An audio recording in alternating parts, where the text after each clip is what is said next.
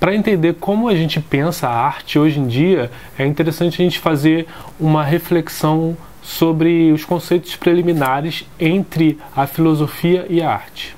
E então, nesse vídeo, eu vou me basear nesse livro aqui, que se chama Introdução à Filosofia da Arte, do Benedito Nunes, falando desses conceitos preliminares e me baseando no primeiro capítulo, que fala da reflexão filosófica e a arte. Então, no século VI a.C., os filósofos gregos antigos procuravam um princípio estável da natureza para investigar a natureza e as transformações das coisas. Essa tradição do estudo da natureza, buscando esse ponto fixo para explicar as outras coisas, foi de Tales Anaxímenes. E aí, então, na segunda metade do século V a.C., os sofistas, que eram professores da juventude de Atenas, da juventude ateniense, formularam teses sobre vários assuntos, inclusive sobre o belo, não exatamente sobre a arte, a gente ainda vai chegar lá. Mas suas teses eram muito ousadas e às vezes contraditórias. Os sofistas queriam ganhar as discussões, né? Então, muitas vezes, o seu rigor era deixado de lado, o rigor era deixado de lado. Mais uma coisa interessante que os sofistas deixaram para a gente é o pensamento reflexivo crítico, que é o que caracteriza a filosofia. Então, Sócrates, que nasceu em 470 a.C. e morreu em 399 a.C., caracterizou-se pelo seu método de perguntas, era um método socrático. Ele perguntava para as pessoas sobre o que elas achavam, por exemplo, do que significava suas profissões. E muitas vezes ele chegava à conclusão de que ninguém sabia o que estava fazendo.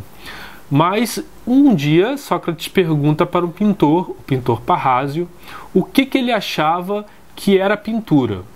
Então, com essa atitude questionadora, o Sócrates dá um sentido a essa procura da essência da pintura. Então, dá um sentido à procura da filosofia por detrás da pintura.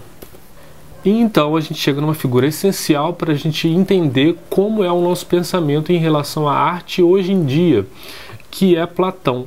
Platão, que era discípulo de Sócrates, escreveu no seu diálogo A República, na verdade ele criou um confronto.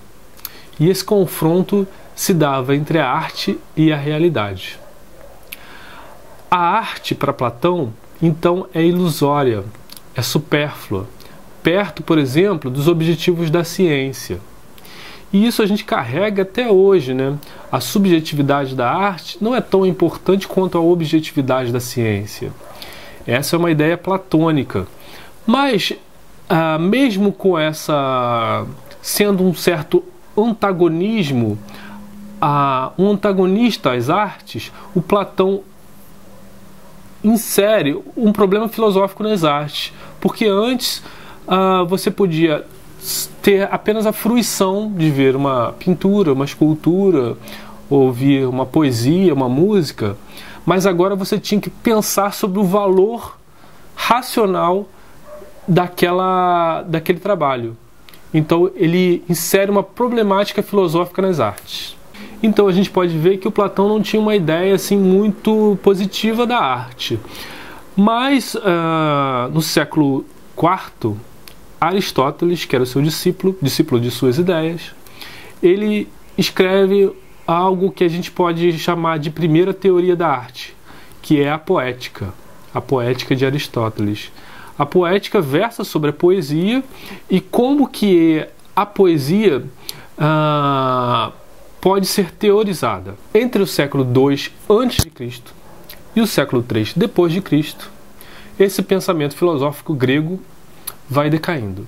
A imagem de Cristo e a doutrinação do cristianismo vai emergindo, vai ganhando mais força, esse pensamento filosófico cristão.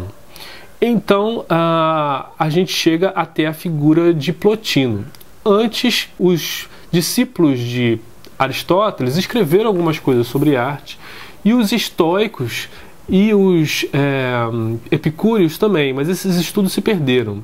A gente tem registros através de outros teóricos que citaram esses estudos perdidos.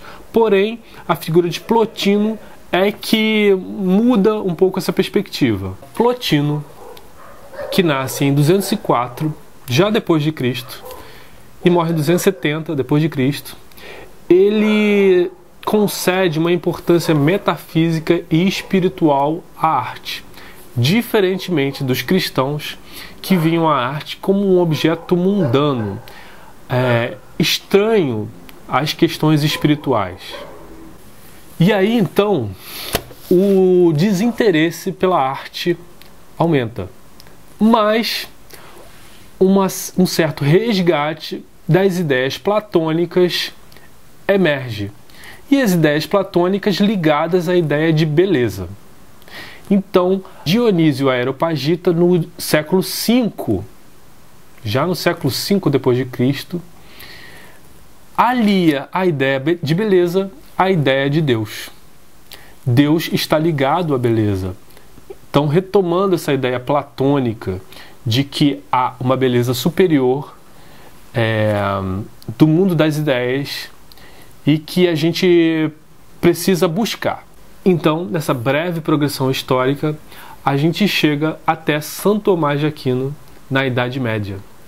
São Tomás de Aquino ligava a ideia de beleza, a ideia de verdade e a ideia de bem.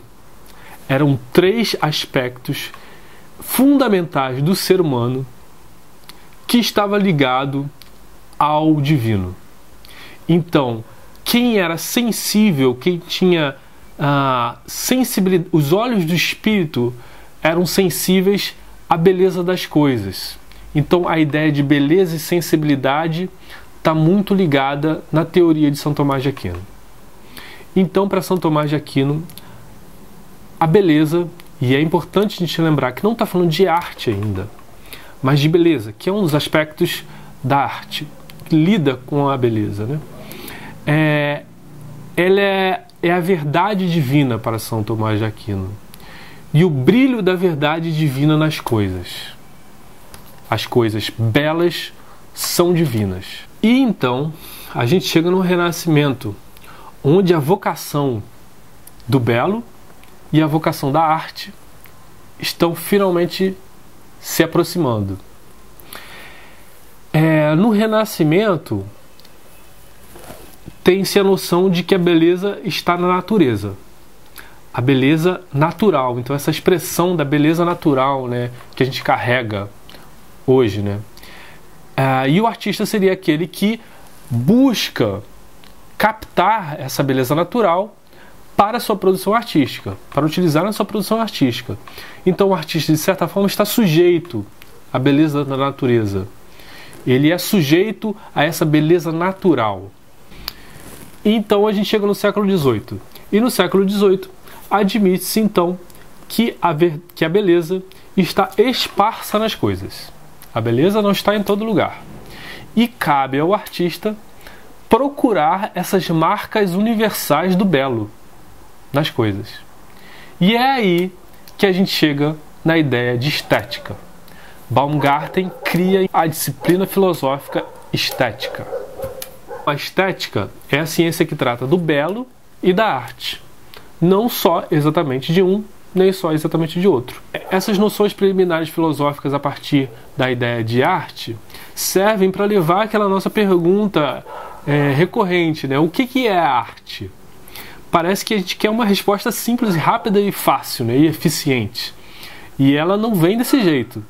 Então, a estética serve para a gente pensar tudo que é estético, embora ela possa falar de arte, porque a arte também é estética.